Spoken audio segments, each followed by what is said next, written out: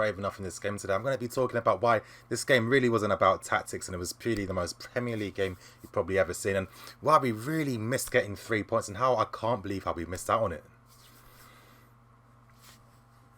Hello everyone, I'm the EFC and this is Blue Line Stevie, and today I'm bringing you the match review of our 2-2 draw with Arsenal. And yes, I nearly started saying draw because I still can't comprehend how we didn't get 3 points. Honestly, you guys, like, there's a reason why I normally have to drink anytime I watch games, because I think this really summed up today. Now, you know what, in terms of entertainment, this game was entertaining in terms of the frantic pace, and really, this was a game where it wasn't about tactics today. I think maybe both managers would be disappointed that a lot of players weren't really following game plans. This was like the most Premier League game in terms of players were just playing on raw emotion and obviously pace and energy and playing really frantic. And maybe I really think whichever of the managers really focused on game management would have probably got the 3 points in this game today. I think too many of them were trying to obviously get the advantage with subs, but it didn't really come to fruition. Now, I'm not going to lie, the way this game ended, I was really not expecting it, especially with how this first half started in this game. Now, we did pick up a more counter-attacking style against Arsenal, but there were some curious things I was noticing. One was that Arsenal were focusing more of their attacks down the left-hand side. I was surprised by that because they've got a lot of joy on the right-hand side against Alonso with Bellerin's pace, and obviously Ozil playing passes in from behind. And we were focusing a lot of our attacks down the left-hand side on Bellerin's side. Maybe I think that makes more sense coming to think of it, because obviously we wanted to reduce the threat of Bellerin bombing forward with his runs and his pacing behind, because Alonso has always historically struggled to compete against it. And I think we did a good job, because Bellerin, until that moment in the second half, which I'll get to later, didn't have much to do in this game in an offensive capacity. He didn't add much to the game. And really, Arsenal, I mean, this is why I really can't understand how we didn't get 3 points. There was the biggest gap you'll probably ever see this season between Arsenal's midfields and their defence, where it was like anytime our players had the ball, they had not even yards, oceans of space. Maybe having too much space was the detriment to a lot of attacking moves getting broken down, because too many players were getting maybe nervous in the moment, then messing up final passes or final decisions. I'm going to be getting into Alvaro Morata later on. I know a lot of you guys have seen that title earlier. My God, Morata. Now, of course, everything's still kind of raw because I've just watched the game. So I'm going to try and be smart with what I'm saying and not try and get too emotional. Because, you know, you guys know I'm not too emotional when I do these match reviews. I've got to be analytical. I've got to be logical, you know. But I was seeing some very illogical things today in this game. And I think Morata was the cause for all of my frustrations, really, in this game today. Not only was it just the poor finishing, but it was also the poor decision making in nearly every single aspect. Now, there's one guy I feel sorry for in this team, and I was actually going to title this Arsenal 2, Hazard FC 2, but I thought that would just be taking the piss a bit too much. But Eden Hazard, my God, he does everything right that you need, every single thing. He's playing the right pass, and he's making the right runs every single time. He makes so many runs for himself where if someone could play a pass and he's through on goal. Now, Morata had 3 opportunities in this game. This is the curse of the threes in this game, really. 3 one-on-one misses, 3 easy pass opportunities messed up. And Hazard could have had a chance to obviously get some glory, get on the score sheet, seal the game for us. But Morata today, and you know what, actually, this reminds me of the Stoke game, because I made a point in my match review against Stoke where I said that I didn't necessarily agree with Conte subbing off Morata. Now, I know people are thinking about fitness, blah, blah, blah, but yeah, they're athletes, you know, they can maintain. If he's playing an extra 15, 20 minutes, that's not going to kill him for the Arsenal game. Because with Morata, he needs confidence. Morata isn't the type of guy where he's not a killer like Diego Costa. If Diego Costa missed 3 of these chances, 2 of those like one-on-one chances, you know he's going to score the 3rd one, because he doesn't affect his confidence or his ability. But with Morata, when he misses the first chance, then you get more worried, you know, because you know he's more likely to miss the second one.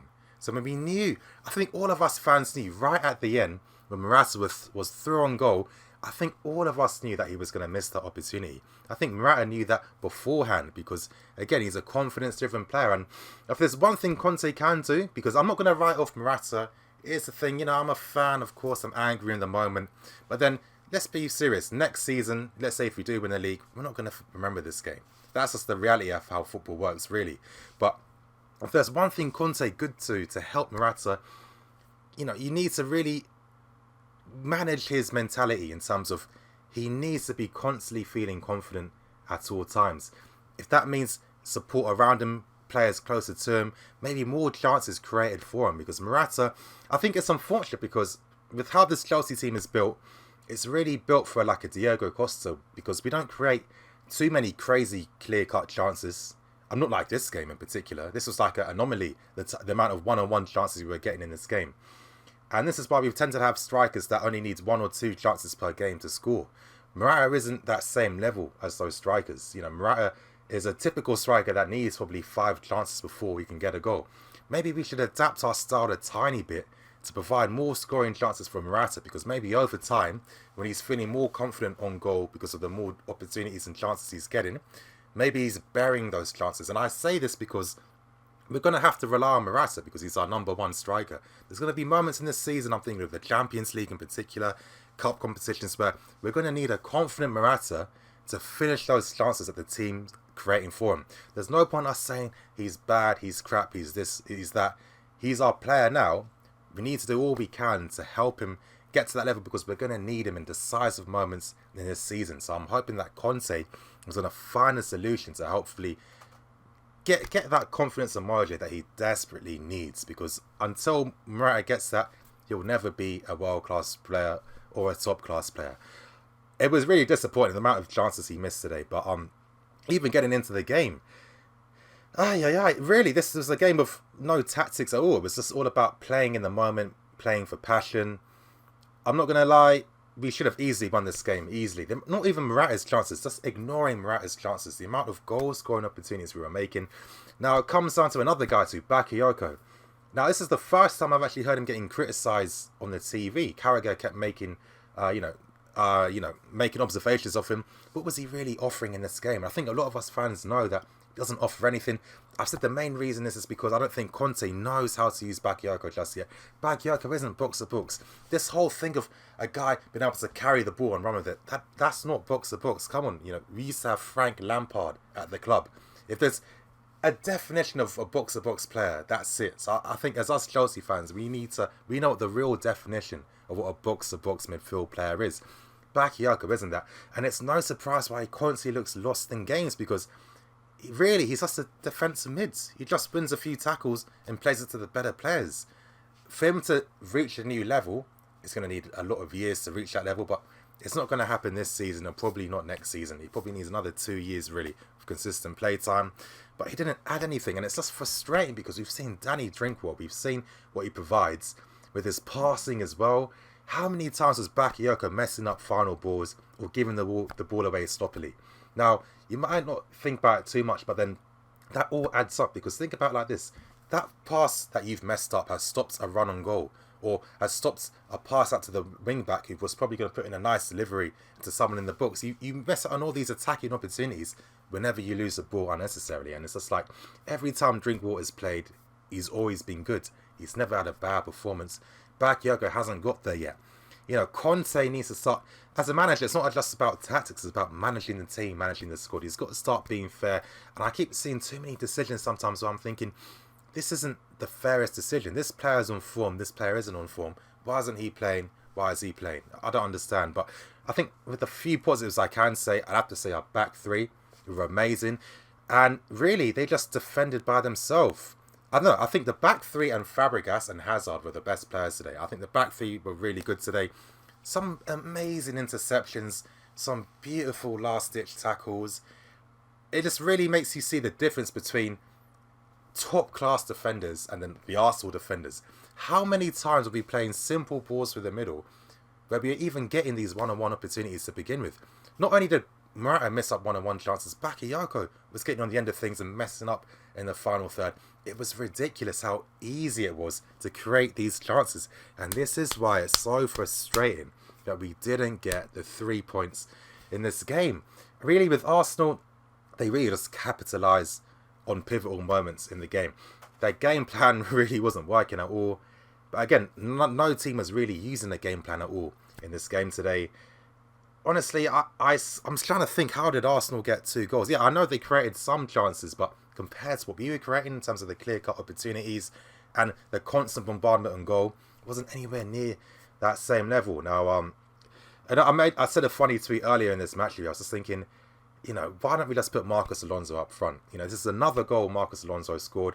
I thought his performance was good today, and really, I think Marcos Alonso is having the type of season this year where he's going to go down in like Chelsea folklore. Now, that doesn't necessarily mean he's one of our best ever players, no, but in every game, every big game he played, Marcos Alonso has been pretty decisive in terms of the goals he's been getting. So I think he needs to get credit for that.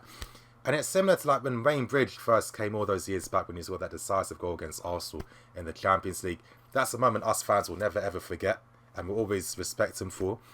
Alonso's having a lot of pivotal, decisive moments in a lot of big games. The Spurs game, this game especially, his amount of points he's won for us by getting goals for us as well. He was another impressive player, but there were some who weren't. Conte was very uncharacteristic today in this game. If there's any player who's allowed to have a bad game, I'd probably say Conte. He was uncharacteristic in terms of how sloppy he was on the ball, and he wasn't really covering the ground as much as he normally does. He wasn't in those danger zones mopping up the ball as much as he normally does. Victor Moses was poor today. People think I've got a bias because I like him. If a player plays poor, I'm going to say he plays poor. Awful offensively, didn't do anything, didn't get at Maitland-Niles, wasn't assertive enough, wasn't brave enough. I don't know what was wrong with him. Did he have an injury? I don't even know. Didn't add anything in that offensive capacity, but I don't know. It was just Arsenal capitalising on good moments. Sorry, you guys, with this match review, I know I get very tactical and analytical, but this game today, football's all about emotions and passion too, and this game has definitely had that effect on me today. I got to say credit to Eden Hazard. Again, Hazard FC is becoming more and more like Hazard FC, where if he isn't doing the goods for us, we're going to struggle. It was a clear penalty. If anyone's saying he dived or he missed it, no. There's this mistake people keep making between slow motion replays and real time. In real time, with that momentum, with Bellerin running in, of course, it was a natural fall. He didn't dive, so I'm not accepting that. Great penalty afterwards, but then, Conte subbed off Eden Hazard, and I don't get it sometimes, because the reason why Hazard didn't even play a minute against Stoke was because he was being rested for this game. So then why would you take off your best player? I don't care. There's literally no reason anyone can tell me for why it was tactically smart to take off Hazard. Because you know what I'm thinking? If I'm the home team and I've seen that the opposition team I've taken off their best player, I'm going to feel confident, like, you know what, we can get that final chance. We can get a result from this game. Not necessarily a win, but we can get a result in this game. I've never seen any Chelsea manager ever sub off Eden Hazard as regularly as Conte does. I can't understand why that's the case. I'm not going to lie, I'll get criticism. I don't give two shits. Conte's game management, as you've seen in the title, it just doesn't help us at all. His game management just isn't great. It's too hit and miss for my likings. Way too often, pivotal moments. I wanted to see us use a 3-4-3. Why? Because of the oceans of space between Arsenal's midfield and their defence. If we had another attacking player on, a Pedro or a Willian, I see us winning this game. And you know what the beautiful thing is? Once you've got the lead in the game, you've got the agency in the game, the ascendancy in the game, you sub off one of the guys in the front three, you bring on Drinkwater, you're back to your 3-5-2 with that control of midfield, and the game's in your favour, and you're in control of the game, and the opposition team then have to react to you. But Conte didn't do that. Now, with this first substitution with Zappacosta, you know what? Moses was very poor offensively in this game today. He wasn't really going for it. He wasn't getting forward. He wasn't bombing forward as much. Even then, I was thinking, still, why would you not take off Bakayoko, who, if you think Moses hasn't done his job as a wing-back, then he must really be pulling your hair out what Bakayoko was doing in midfield today. didn't provide anything defensively, especially. That left-hand side, the amount of times Sanchez got the ball, shouldn't have got the ball that much in the first half. Didn't provide, and offensively, didn't provide anything at all. And you know what? I made this point a while back, last month actually. I want to see some innovation sometimes, some tactical innovation. I see every other opposition team do that. I made this point about Willian.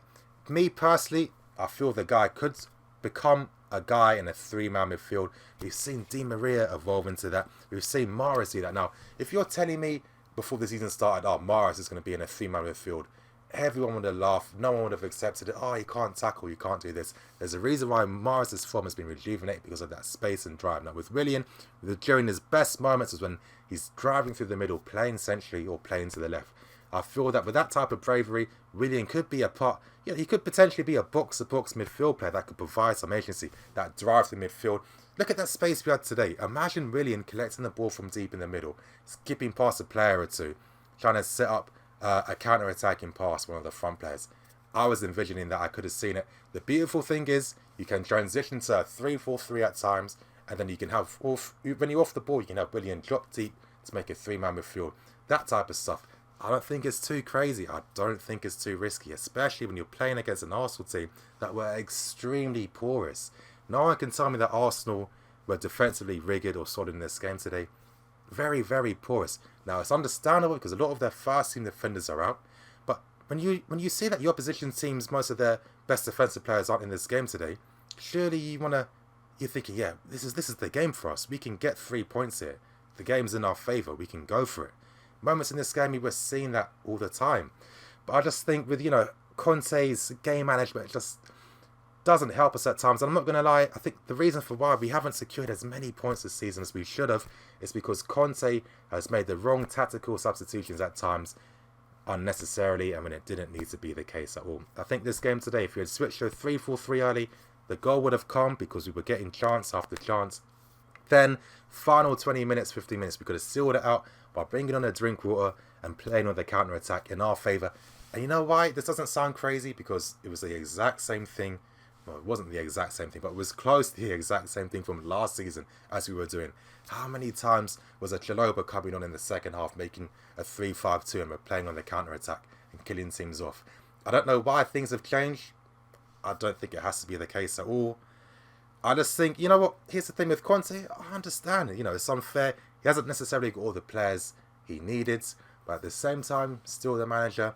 These pivotal games, if you're telling me dropping points against your Palaces, all those types of caliber teams, your West Hams, if you told me before the season that we weren't going to be dropping points against the top teams, but we'd be dropping points against every team in the bottom half, I wouldn't have believed you. I would have said you're lying. I would have told you where to go. But again, I think that really just sums up that it's Conte's game management that isn't affecting us. And I just think that, it's the thing. I actually like Conte. I don't hate the guy at all. I just feel that, and again, the biggest criticism he's always had is that he's just too pragmatic and safe. Now, to think in this game where we could have sealed it off, he still kept that same 3-5-2 system religiously. Why? The game wasn't even about the midfield battle. This was the last game at all about who was going to dominate in midfield because no one cared. No one was taking their defensive positions. Kante wasn't even doing his job properly. If Kante is not the guy mopping danger up for you, I think that kind of sums up the context of this game. But you know what, you guys, frustrating. I think if any game summed up our season, today was the game that summed up our season. I think we'll still get second though. I'm just hoping we can get a trophy at the end of the season. Just something to show for it. But let's see what happens in the January transfer window. Now, anyway, you guys, I'm going to be bringing out a transfer daily video probably at 12 o'clock, hopefully before around 11:30. So definitely stay tuned. It's going to be in the community tab. So make sure you see that. I'm going to be talking about Alexis Sanchez, Arturo Vidal, Alexandra, and some of the lonely players that have come back, and the new youngster that we signed today. So don't miss out on that video. It'll be out later on. Yeah, you guys. Jeez, this was so frustrating. But you know what? I need to finish rendering this video so I can upload it for tonight. And I'll see you guys later. Thank you for watching. I'm the NEFC. This is Blue Lines TV. Signing out.